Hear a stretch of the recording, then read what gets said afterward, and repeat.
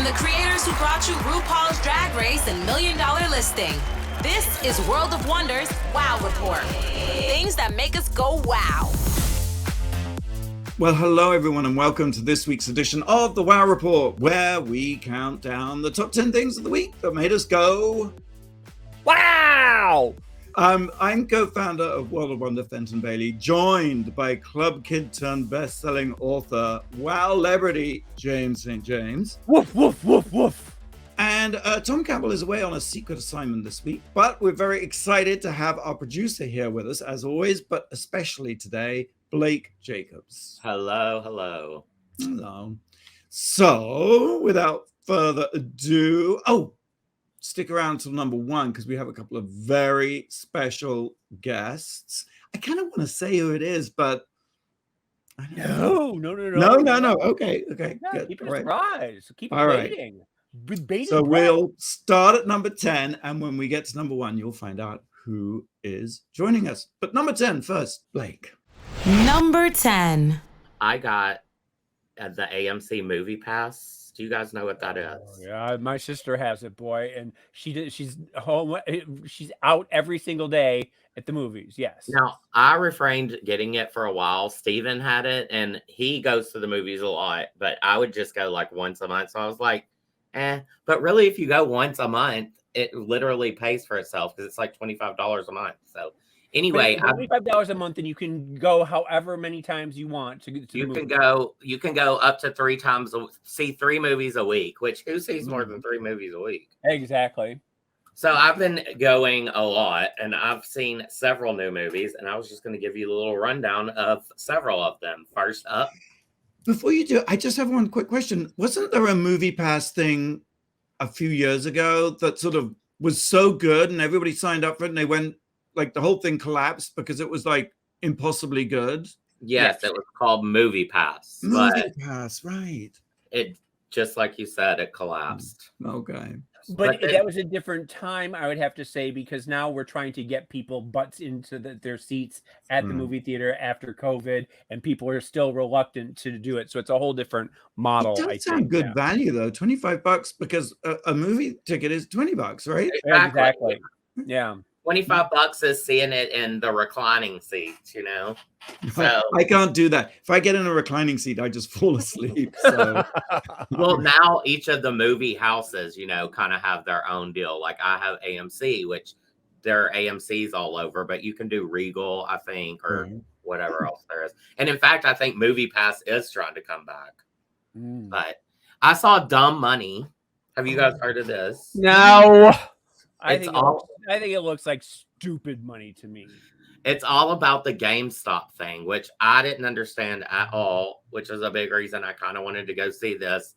It's this guy, Keith Gill, who played by Paul Dano, who starts well, right there. Hold on, right there. I hate Paul Dano. I don't think I could sit through a 2-hour movie with Paul Dano.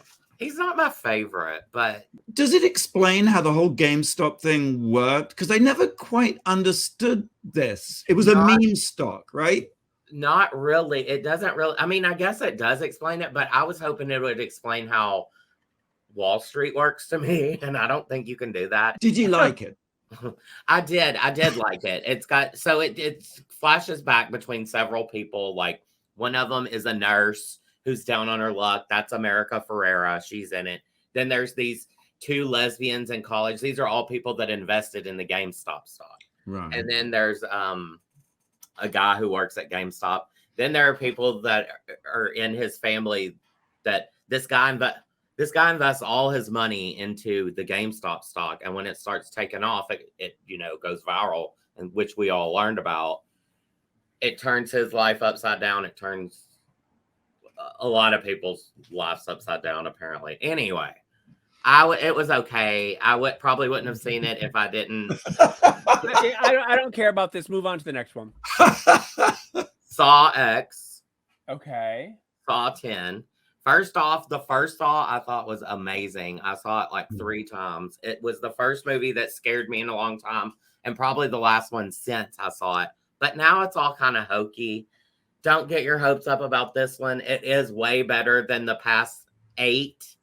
but you're never going to have the first one again, you know? Now, but this is, you and I talked about this before, like, where at this point, I am not scared of an 85-year-old man. I don't care if he's a psychotic killer or not. It's like, at this point, Michael Myers and Leatherface are all in their 70s and 80s. You just push them over and run away. Like, there is no reason on earth for me to be scared of this man. Well, right. I mean, it's just, I mean, but the first one was so amazing. The guy was in the middle of the room and everything. It's spoiler alert, but whatever.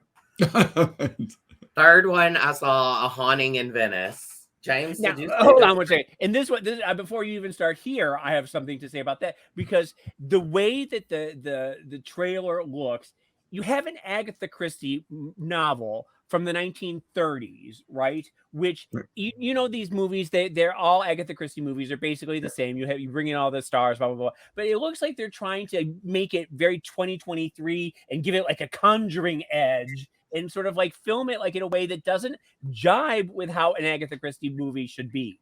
Well, right? I think that was kind of like the trailer effect of it. This kind of, Okay. I think it was kind of in vain with an Agatha Christie thing, but like Dumb Money, I probably would not have gone to see This is a great ad for the AMC Pass. You went to see 3 movies that you all thought were shit. Well, that's it. And I mean, I also saw The Nun 2, which that one's pretty good, I guess. I mean, all of these. What, James? Well, again, like, scary nuns are not scary to me. Like, there's nothing scary about a nun. I don't care. Well, I know. I need like some like cannibalism. Yes. But I would say see The Nun 2. I watched The Nun, the first one, right before it, the night before, because, you know, I might have been clueless. Well, I was going to say, this sounds like a bunch of nonsense to me. But yeah, I would say get the AMC movie platform. Right. I've There's seen none better than the AMC movie pass. I've seen all of those and bottoms in the past 30 days. So Right. Wow. No value. That is value. All right. So all of those movies are in theaters now. James, number 9. Number 9. I watched Gen V over the weekend, and Gen V is the spinoff of The Boys. And as you know, as we've talked about on the show, The Boys is my absolute favorite television show on television. This is just as subversive and audacious and chaotic and jaw-droppingly graphic as The Boys. Like, you are literally, there are so many scenes that you were just like, I cannot believe they are doing this on television. It's just crazy. This is about the next generation of superheroes. It's about a bunch of teenage superheroes who are going to like superhero university. And in The Boys, the last thing we learned was that they all thought that there was like genetic superpowers, but it turns out that the government has been injecting babies with the super serum to make them superheroes. And this is the first generation of superheroes that knows that they are a government experiment. Okay. And it's like Patrick Schwarzenegger is one of them. It's got a very weird cast, but 2 spoilers, and I'm going to just sort of turn it off if you don't want to hear this, but just show you how outrageous this is. The first scene is this teenage girl, and she gets her period, and she runs to the bathroom, and she reaches down, and there's blood on her hands. And then immediately the blood starts coming out of her vagina and starts floating up to the ceiling, and is sort of moving all around. And her parents run in because she's screaming, and the blood, boom, boom, boom, kills the parents, slashes them into 2, chops their heads off. It's just like blood is everywhere. And it turns out that she can move blood is what her superpower is. And that ends up being also very scary. The other one is the picture that I sent you, where it's this girl, her roommate can shrink herself down to the size of a hamster. And she's on a date with this guy. And the guy says, you know what my fantasy is? I want you to get really small and then climb on my dick. And she's like, okay. So she gets really small, and then you see the shot of her, and she's like swinging on his dick. She's like climbing up to the top of the tip of the dick, and then he's like, I want you to kick my balls. And she's like, okay. And you see her, she's like kicking his balls. It is so graphic and crazy, and you cannot believe that you are seeing this little girl, this little woman swinging on a penis. Well, I have always believed, James, that you've been slightly fibbing about The Boys. And you just sent me these pictures that I cannot unsee.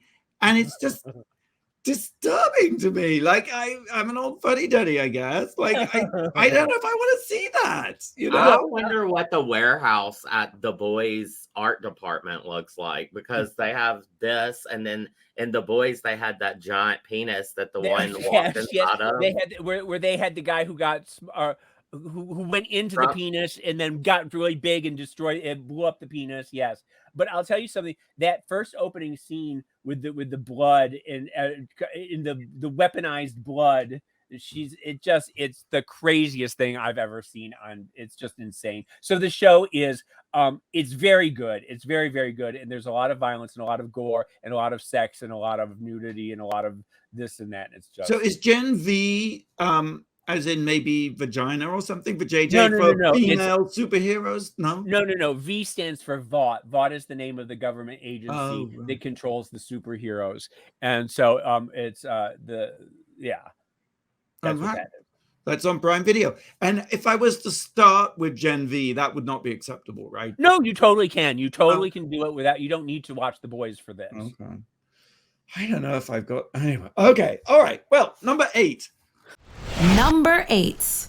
Voulez-vous coucher avec Bug? Oh no. No one is safe, the deputy mayor of Paris declared. Le Parisien said it was akin to domestic terror. I'm talking, of course, about the bedbug invasion of Paris that has gone viral, I guess 9 months out from the Summer Olympics next year. The place is swarming with bedbugs. I'm actually supposed to go next month. And the problem with this is it, I'm sure, as you've seen on social media, is that it was just Paris Fashion Week, and all these people are going to New York, LA, they're going to Milan, they're taking them to London, and they're saying it is just going to be an infestation, a worldwide infestation of the fashionable, fabulous people.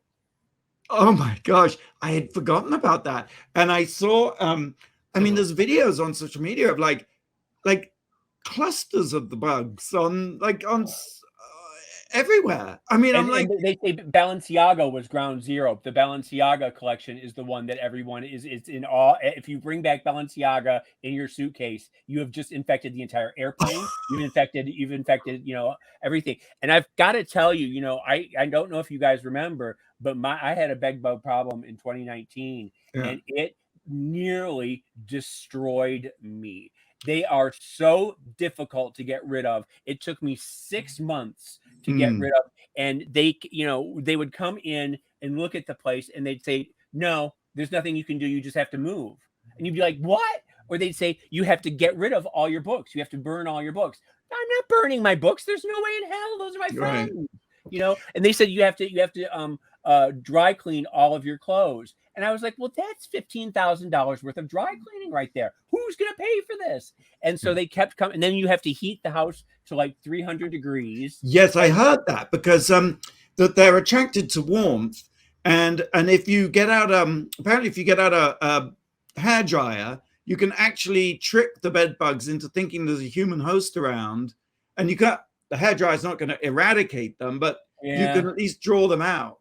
Well, I'll tell you something that, the thing is, they are so aggressive, and it's so insane, because I would be lying on the bed. They don't come out at night. They come out in the daytime. They come out in the light. They come out in the dark, and they will just walk right up to you, look you in the eye, and be like, I'm going to bite you now. They have no fear of humans whatsoever. They will just crawl on you. And what they do is they have a paralyzing thing in their bite so that you don't feel it. You don't feel the bite. So they bite, and then they feed, and you have no idea that they're there if you're asleep. And then they do breakfast, lunch, and dinner, and you have 3 in a row on your arm, and it is just it was one of the worst experiences of my life. Seriously, James, it's interesting because they were saying that they don't really spread disease, but the psychological distress, sleeping issues, anxiety, and depression. And I do remember you talking about it, and you really did go through it. And I think I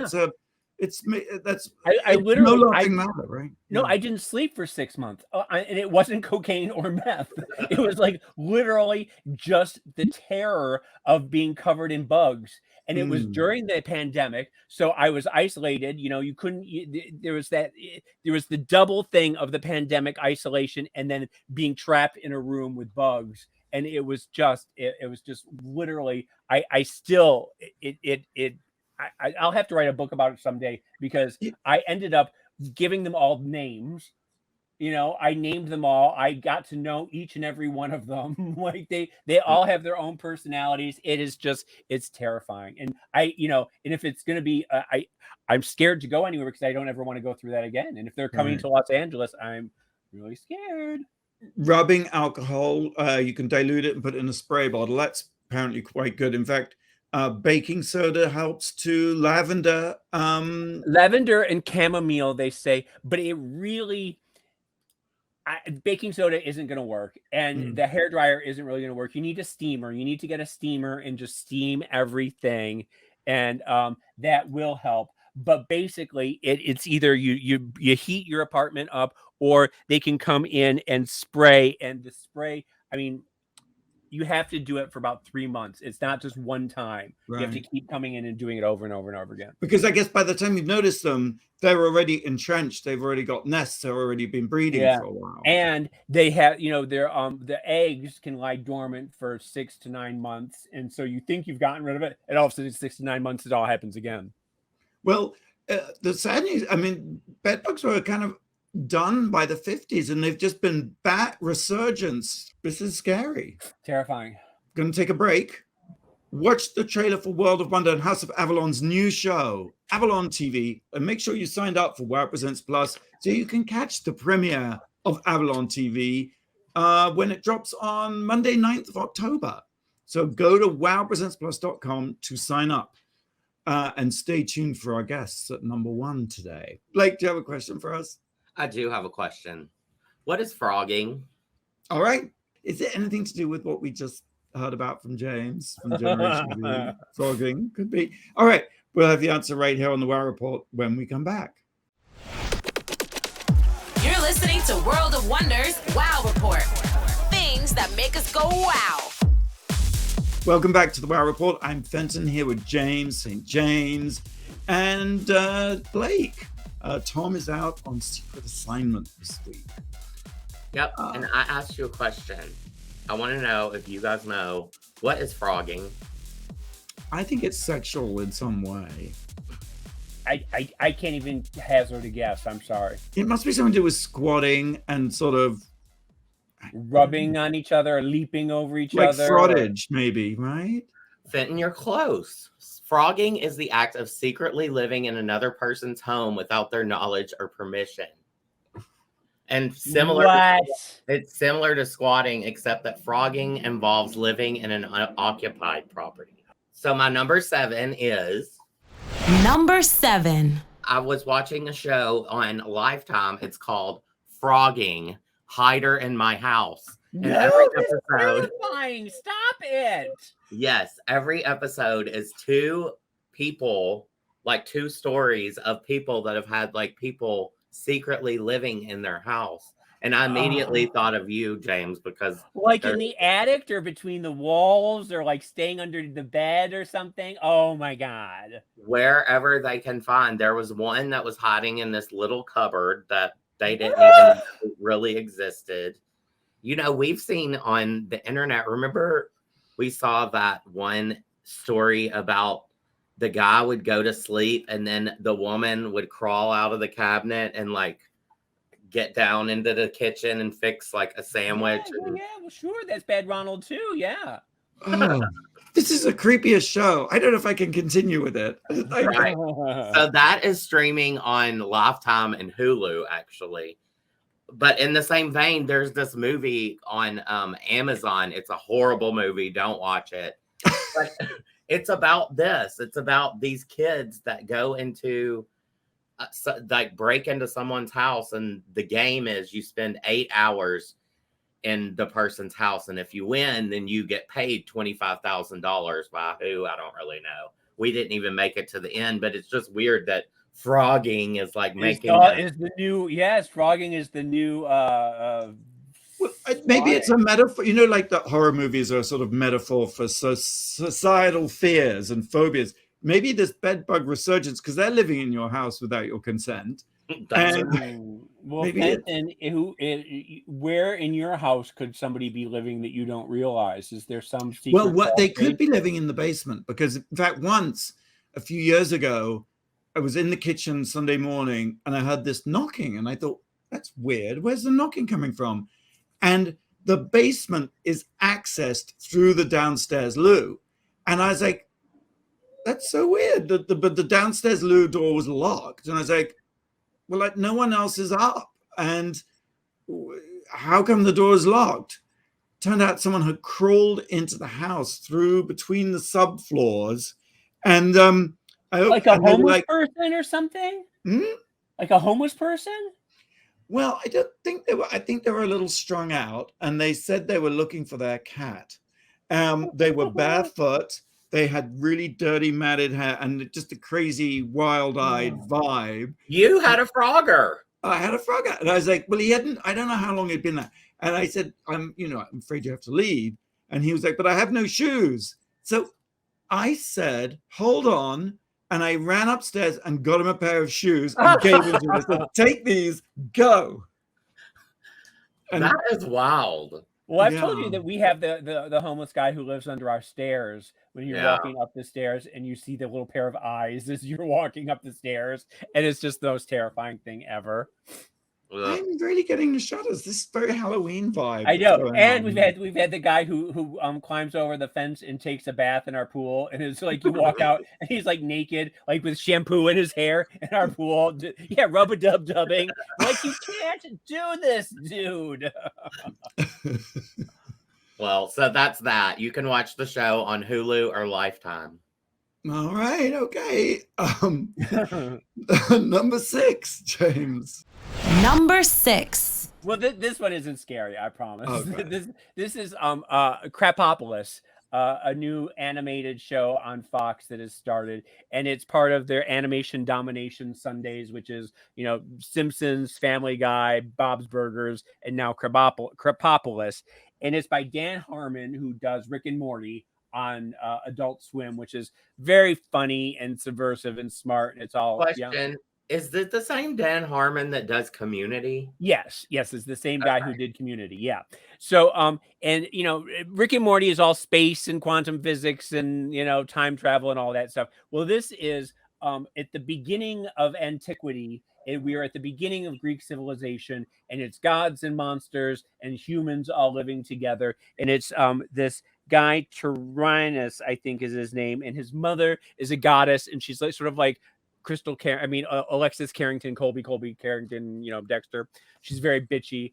And then his father is like a minotaur, and he's decided he's going to create the first civilization on the planet. He doesn't really know what a civilization is, but they're going to try and build a city, and it's funny and it's good, and there's lots of like jokes about it's hard to explain.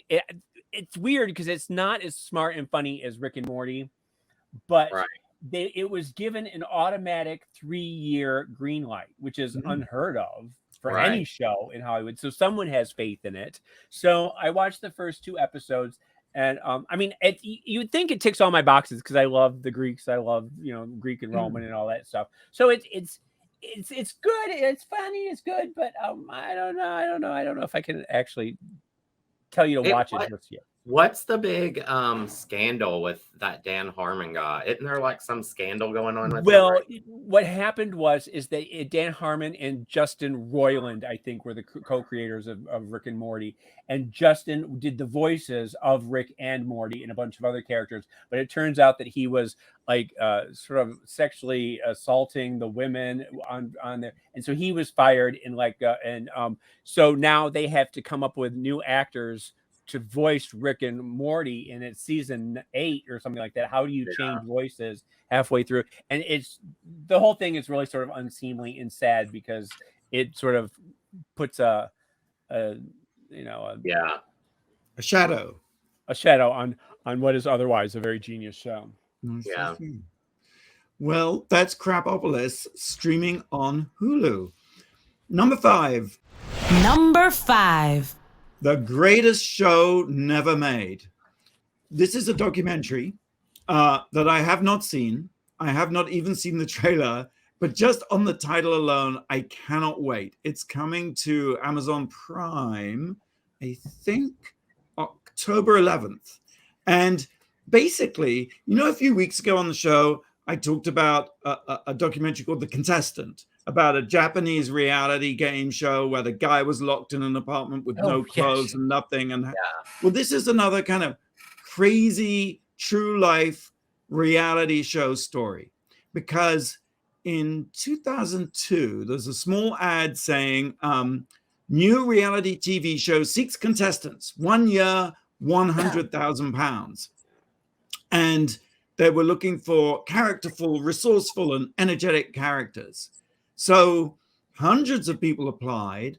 There were these auditions on an island in the Thames in London. And the producer was this guy called Nick Russian, who was incredibly beautiful and sort of charismatic. And the basic idea was that you would have to leave your life for one whole year. It would be 30 people. And no one really knew beyond that what they would have to do. But 30 people were chosen. They did the auditions and they were very impressed. And they went home and they sold all their stuff. They gave up relationships. They left their girlfriends or partners because they had to go off to be somewhere for a whole year. And they were, it was okay because they were going to get paid £100,000. Well, cut to, they're like standing in a park in the rain in London. So some of them thought they were going to get shipped to an exotic jungle or something. And it turns out that there's no camera crew. And well, actually, it seems that there's no show. What the premise is, they're told, is that they will have to split into teams of 10 each. And they will each for a year have to find their own food, accommodation, and make $1 million. And they will be competing to make $1 million. And there's no prize money. So they're like, that doesn't seem right. We showed up for this reality show, which we now have to film ourselves. We have to feed ourselves. We have to house ourselves. And we have to make £1 million. And there's no prize money. But unbelievably, one of the teams of 10 decided to stick with it. It was Tim Eagle, who was an aspiring clown. No, I'm not joking. He's an aspiring clown. Obviously. He's looking for a break in life, an opportunity. And he had his own video camera. So it was like, okay, all back to mine. And started filming them. And he made a diary room in one of the rooms of his apartment. And they started filming themselves making a reality show. Well, things got a little strange when Nick Russian, the mysterious magnetic producer, showed up and revealed that actually he wasn't a producer. He was actually broke and homeless and needed to stay on their couch. To loop it back to Phrogging. It isn't. Yes, it's a reality Phrogging sort of thing. What happens? Yes. Who owns all the rights? Nick Russian?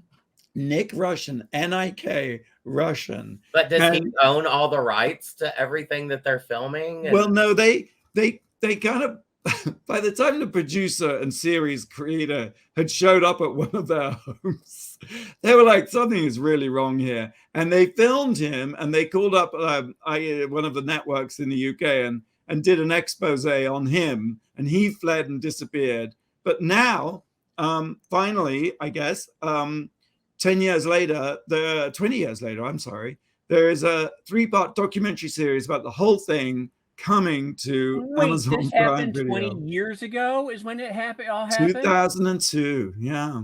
Wow. It sounds and like did they end up making $1 million? No, I don't. Maybe they made $1 million by making a documentary series. I'm not quite sure what happened. Oh, well, the guy who was filming, whose apartment they all ended up at, the clown. Yes, he had broken up with his girlfriend, and he said, "Oh, I'm really sorry. Will you take me back?" And she wouldn't. And he never picked up a camera again, and went back to being a clown. So now he's a sad clown. Yeah, very sad clown. Okay. Well, So it's this will teach you to drop everything and run away to be in a reality show, right? Well, it's kind of making something out of nothing, right? It would have been a genius plan if it had worked. right. While talking about the UK, I will just mention that RuPaul's Drag Race UK is now on Wow Presents Plus with the Aftershave with Danny Beard, a new series where beloved season 4 winner Danny Beard discusses the drama, gossip, and realness of all things Drag Race UK. That's on wowpresentsplus.com. Okay, I have a question. Okay. What did 50 Cent do when he was hungry? I don't know. We'll have the answer right after the break. What? You're listening to World of Wonders Wow Report. Things that make us go wow. Welcome back to the Wow Report. I'm Fenton here with James and Blake. Tom is out this week, sadly. So he would know the answer to this question, I suspect. What did 50 Cent do when he was hungry? I mean, he's a billionaire, isn't he? I would just go buy lunch. No, this is a joke about like dropping the dime or something on someone. What? There's got to be a joke here. What is it? 58. Is this an Elliot joke? Did Elliot tell you? No, that? it's like I think it's on. I found it on that site. Bad dad jokes or something. Pretty bad. We're counting down the top 10 things that made us go wow. We've reached number 4. Number 4. I just wanted to go through some quick news stories. This is pretty recent. Did you guys hear that Drew Barrymore, you know, she was one of the first to be a scab and she was going to bring her show back, but then she backtracked and said she wasn't. Well, now she is, you know, they've settled with the Writers Guild. She's asked her writers back, and the 3 of head writers have refused to come back. They turned down her offer and said the damage is done. And the thing is, you know, they very publicly said, no, we will not work for a scab, you know, for someone who hires scab. And the thing is, you know, Drew Barrymore was one of the most beloved women in Hollywood. And she had so much, you know, people loved going on her show, and their show was, you know, number 1 and everything. And if she had just waited 2 weeks, she could have avoided all of this. And now, will she be able to recover? I don't know. I mean, if we can forgive fucking Chris Brown, then. But we haven't forgiven Ellen. You know, I mean, we haven't forgiven. I mean, there are people who, like, once we cross them out of our minds, it's very hard to climb back. And I just wish that poor Drew, who we love and is a good soul, but she had some bad advice, and she took the bad advice. Yep. Well, another sad thing, Jamie Lynn Spears has already been booted from Dancing with the Stars. Blake, tell us why we care. Because it's Jamie Lynn Spears. Yeah, and also, like, I heard her dad, Brittany's dad, Jamie Lynn's dad, is living now with Jamie Lynn Spears. Well, you know, Brittany's new book comes out really soon. Well, I was going to say, and the beauty of that is that she's already working on part 2. She's got it's a 2-part biography, autobiography. Is it The Woman in Me? Yeah. Yeah. Well, and this is a good time to mention that RuPaul's new autobiography, The Meaning of the Madness. The House of Hidden Meanings. The House of Hidden Meanings. What a fabulous title. It seems like a sort of noirish-y movie, you know, horror film. When that cover picture, it looked like AJ McClain is what I thought at first, but it's RuPaul. He's very noir looking, yes. Yeah, it's number 1 on the Buzzy Amazon list right now. Really? Fabulous. Congratulations, RuPaul. Yeah.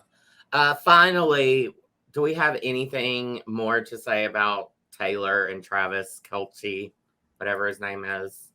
Like, why does she hang out with Hugh Jackman? Isn't that kind of weird that, like, just Hugh Jackman was with, like, her and Blake Lively and Ryan Reynolds and Sabrina Carpenter? No? Well, James? I know Hugh quite well. I got to know him quite well through Trudy, and he is one of the most delightful people I've ever met. And he is just very engaging and fun. And I can see why people want to hang out with him because he is a delight. I mean, he's a hunk, but it just seems odd for him. It is like, a little random. Yeah. Okay. Number 3, James. Number 3. But I wanted to talk about the Pamela Anderson story. I don't know if you guys have been following this. Fards.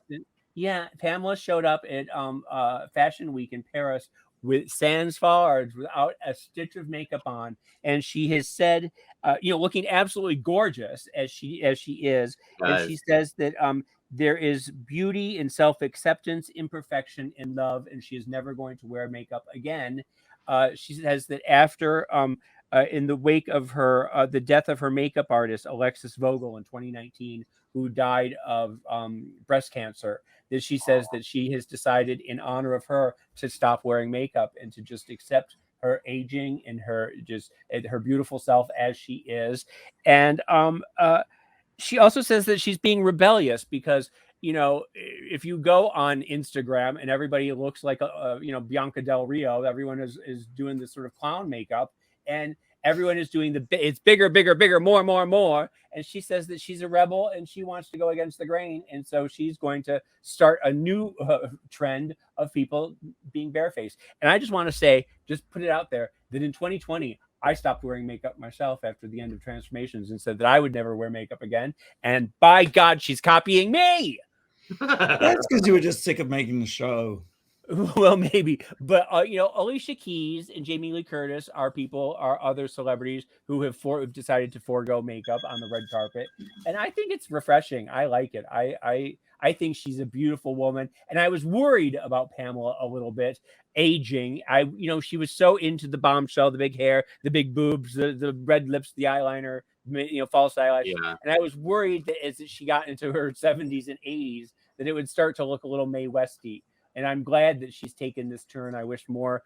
I used to get mad at Madonna for not aging the way I wanted her to too.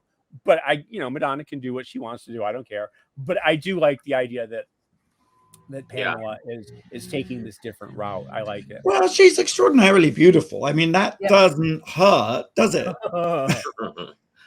Some of us use makeup to attenuate a more gorgeous look. Well, but by the same token, I broke my tooth about 5 months ago. I don't know, like I sort of had that snaggle tooth right there. Oh, yeah. And I was so upset about it at first, and I wouldn't leave the house, and I would talk to people with my hand over my mouth. And then after a while, I was like, you know what? In this age of everyone having veneers and perfect chiclet teeth and everything like that, I'm sort of embracing my little snaggle. It sets you apart. It's it's not 100% perfect, there's that little yes I'm embracing. There's a lot of imperfections about me, and that is just one of the multitudes. Let's list them. Let's list them. I love that. You're in your snaggletooth era. I'm in embracing my snaggletooth era. Yes. All right then. Number 2. Have you wondered, like me, what Mattel is going to do in terms of their next Barbie movie? There's no sequel. There's no Barbie 2. They've said that. I mean, although we'll see, give it a few years. But Barney, they're making a live action movie of Barney. Remember Barney, the purple dinosaur? Yeah, sure. And Daniel Kaluuya is right. Daniel Kaluuya. And there's a bit of a Barbie going on or is it Barney Barbie? Barney, because Daniel said that his version that he's producing would be a heartbreaking take. And he said, Barney taught us, I love you, you love me, won't you say you love me too? That's one of the first songs I remember. And what happens when that isn't true? I thought that was really heartbreaking. So that's what he said. And then I think, not much has been said about the movie, but one of the CEOs of Mattel said that the film is really going to be a play for adults. He said it would be an A24 type film and focus on the trials and tribulations of being 30-something, growing up with Barney, but then this level of disenchantment that within the generation. So that sounds great, right? I mean, I'm in. I would love to see a Barney movie that's got that dimension. However, this past week, another CEO, I don't know if it's a subsequent CEO or a co-CEO, Enon Craze said that the one thing he could assure us is that it would not be weird, and seeming to undercut everything that's been said about this movie by saying it wouldn't be weird. And because I would describe the Barbie movie as weird, right? Well, I mean, how can you? pretty- No! Don't you dare even say that you haven't ever seen the Barbie movie. You have no place. Oh, but James, I have. What? Wait a minute. How is that not number one? Wait There a is the minute. headline. I saw it streaming last week or the week Where? before. Did you watch it on your phone on a plane while you were doing emails? No, I watched it at home on the couch, full attention. And did you love it? I did love it. Yes, I did. Okay, I thought it was thank very, very, very clever. Like This in a kind way of- that, and I mean, just in terms of the Barney, if I was Mattel and You I've would just lean into made that, $1 billion with Barbie, I'd want to be figuring out some way to repeat that, but without repeating it. So I wouldn't do a Barbie 2, but I would think, yes, if I get the right people on board on a Barney movie, that could be huge. Well, it does seem like the possibilities are endless with Barney. I mean, it can be anything you want it to be. I also have heard that Lena Dunham had been signed on to do a Polly Pocket movie. Yeah, and that could be just as crazy and fun. I do think there's a lot that can be done with these movies, you know. Well, you know what this kind of reminds me of? Remember when we first heard about Cocaine Bear? Yeah, like, and then there was going to be like Meth Alligator, and yeah, but we were like, how can that be a movie about a cocaine? And it was a movie, and it was a hit. So maybe this is like that, you know. Wait, but who is Daniel Kaluuya again? I don't think I know him. He's in Get Out.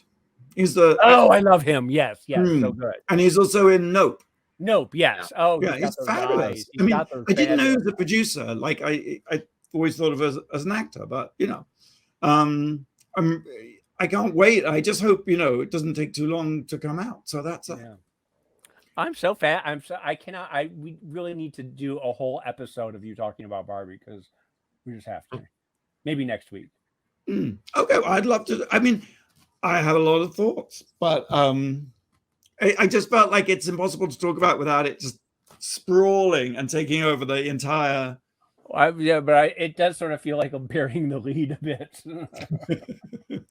Well, that is the Barbie Barney, and we're going to take one more break, and when we come back, reveal the number one thing that made us go wow this week. And of course, you want to stick around for this. It may be a crowned queen. It may be a crown queen. You're listening to World of Wonders Wow Report. Things that make us go wow. Welcome back to the Wow Report. It's Fenton here with Blake standing in for Tom Campbell and James St. James. And we've been counting down the top 10 things of the week that make us go wow! And we've reached number one. Number one. I'm very, very excited this week to have with us two from the House of Avalon, Hunter and Symone. I mean, my God, and you're always number one in our hearts, but you're number one this week because your show, AvalonTV, is launching on Wow Presents Plus on October 9th. Yes, very excited. So excited. What can viewers expect? Yes, I haven't had a chance to see this yet. Give me the elevator pitch. Okay, so we wanted to make a reality show, and then we got in there and we were like, you know what? We're gonna throw everything we love about TV into one show. Yeah. And we were like, how do we do it? So we were exploiting things that we like, sitcoms we love, things like that, and it's all in just 30 minutes. That's what I love about it. It's a crazy mashup. It isn't any one particular format. It's part talk show, part gay. It's it's a little bit of everything, and it just sort of has this. It flows. I mean, it flows so brilliantly. We were kind of a little nervous about it because we were like, how is it going to look? How it's going to come together? How are we going to do it? But it's really great. And I'm Well, now, but excited. this is something that you've been in the works for a long time. It seems like Yeah, you've it's been a been while. trying to do it, but it wasn't until you found the right way to do it that it all sort of clicked. It really did. And like we started when Symone went to the Met Gala filming ourselves, filming. We all remember we were there. And that's what I love about the show too, is like the moments of reality that you get from us are so real and poignant, and they're like to the point, and they explain so much of us in such a small amount of time. And so that's what I love. That's what I love about it. I love that. But here's the thing, because it's a TikTok sort of thing, because it is. It's very real, but then it swings to surrealism Absolutely. absolutely, and the craziness. It goes back and forth. I just knowing you two, that you live in that sort of weird back and forth with the high low. The high low. It's the Chanel and McDonald's. Yeah. That's the way we live our lives. And like it was so fun to watch all of it and just be like, this is like a giant art piece. Yeah. It's like a giant art piece for us. What were the big surprises that came from that you discovered about yourselves or about the process or what were the things that you weren't expecting? For me, I was a little nervous doing it because of having the cameras around, but I was surprised how much fun I had. And I was going to say, it's something really you fun. get used to very quickly, and you grow to depend upon it. Yeah, we were like, "Where are the cameras? Why are they?" And Symone just kind of like pushed herself, and some of the segments, I shouldn't say them, but like some of the segments, Symone really pushed herself to like do something very silly or like whatever. Like working in the office, you would see them coming in and like. Or wheeled in on a like surgical gurney, wheeling past you on your toes. You're like, what the fuck? Like, don't mind us. I noticed lots of parallels. I feel, not exactly the same, but kind of in the same vein as like early World of Wonder, because if you've read Fenton's book, it's all about TV, and this seems to be like TV mashup. And that's kind of what Randy and Fenton started doing in the UK with what was it, Fenton? Oh, Manhattan Cable. Yeah. Fabulous New York public access shows that were just like completely... And that's always on the mood board for us. Always. Public access and early World of Wonder is always on the mood board. Like that's where we live. That's where our brains live. But you also had the genius idea of redoing frame for frame as a trailer for the show, the Spice World movie trailer. I fell out of bed when I was watching. I woke up and I started scrolling, and I literally fell out of bed. I was laughing so hard. I love that. I was so nervous because it's like I don't really remember it from that time, but I had to watch it after, and Grant was like, "We have to use this. We have to." I think we were literally just watching things. We're like, that should be our. That's it. That's it. I mean, instantly we watched it and was like, "This is it." Because we always nauseating. World of Wonder has thrown $1 billion at this show just from that. It looks like it's the most World of Wonder has ever spent. It looks like nuts. I love that. Well, it's like we do want it to look expensive, and the people that we worked with at World of Wonder, they really did it. Like they made it look so expensive, and it looked frame for frame like that, exactly like we want. With just a bunch of Rugrats in it.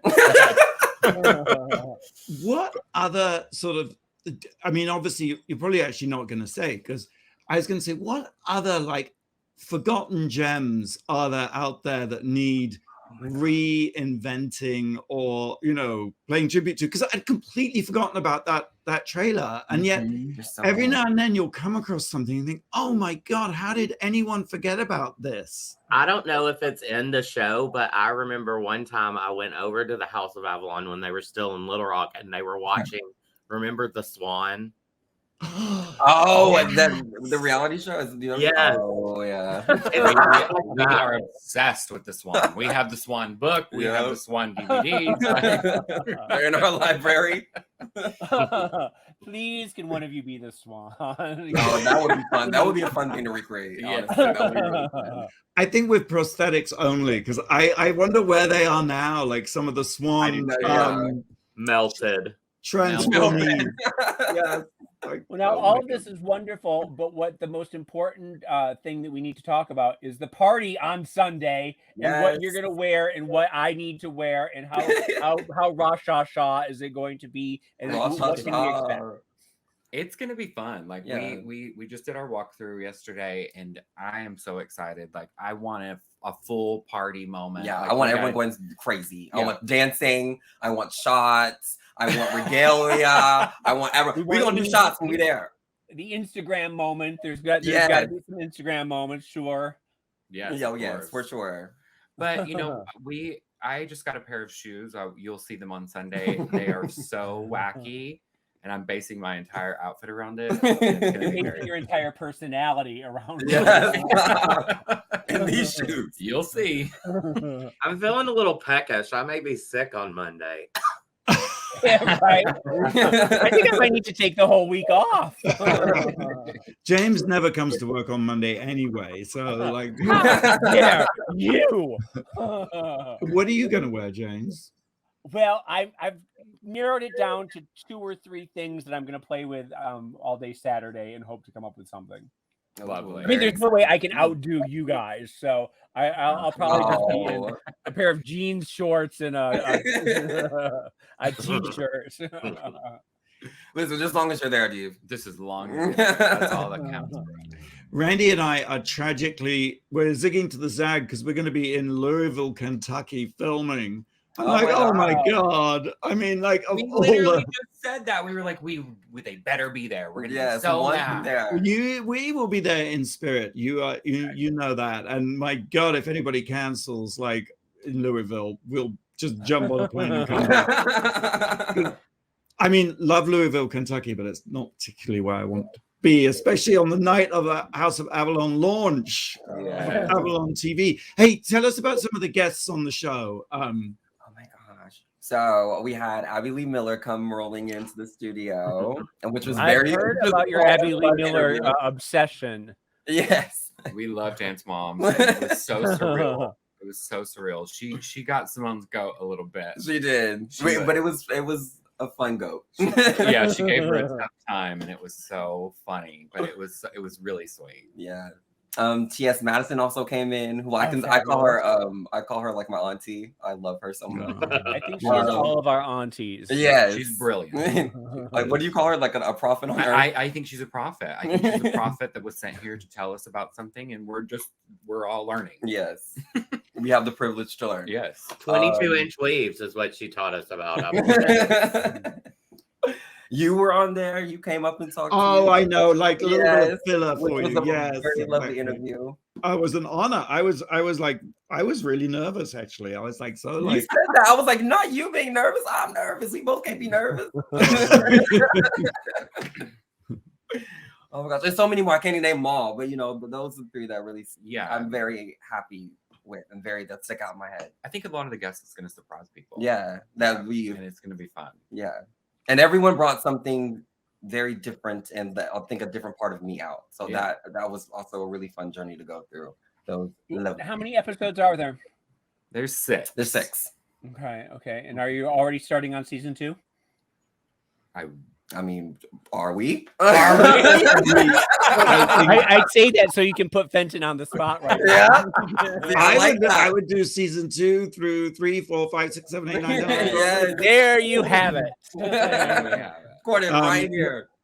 No, I'm so thrilled that we got to work together on it. It really is like it's really exciting, and you guys are you're just so amazing.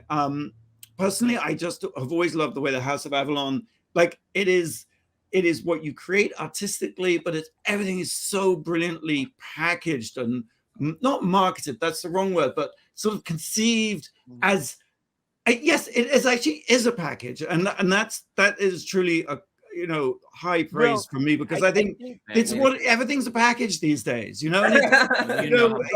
it's watching the evolution of the package that has been so fascinating for me, because not that when you hit town you all were sort of Arkansas hillbillies, because you had some polish to you then, but just seeing it get more and more polished and more fabulous and really just sort of understanding the branding is just fascinating for me. We will always be the Hollywood hillbillies. For Always. But you are the future of media. That's the, you know, Wow. that I do think is the way it's going, in sense of James, we've talked about this before. It's all about brands and it's all about cults. You know, it's not about, it's not necessarily about Netflix. Not there's anything wrong with Netflix, because they always meant, but you know what I mean? It's not necessarily about mass, it's about sass. And and I like that. I like that. Uh-huh. just came up, you know. Put that on top. I think it's Right so now, cool you're the boss, what Benson. what James said earlier about the TikTok. It's like we love TV. We love watching the TV. That's one of our. We do that. That's how we almost literally- every night. yeah. That's how we bond. Yeah. We do that, and I think bringing that TikTok sensibility into the TV is like so fun. It's so cool, and I love being able to do that. So Yeah. I love it. I can't wait for the rest of the world to see Avalon TV on exclusively on Wow Presents Plus. Well, thank you, Hunter. Thank you, Symone, and congratulations to you and the entire House of Avalon on Avalon TV, which is coming to wowpresentsplus.com. Watch it. I was going to say watch it at your peril, but I don't mean that. Watch it. Watch it. Watch it. And watch it. Watch it at your peril. Thank you, James, and thank you, Blake, and thank you for listening to the Wow Report. You can catch the full interview of the House of Avalon on our YouTube channel, Wow Presents. Same time, same place next week. Until then, go out and do something that makes the world go Wow.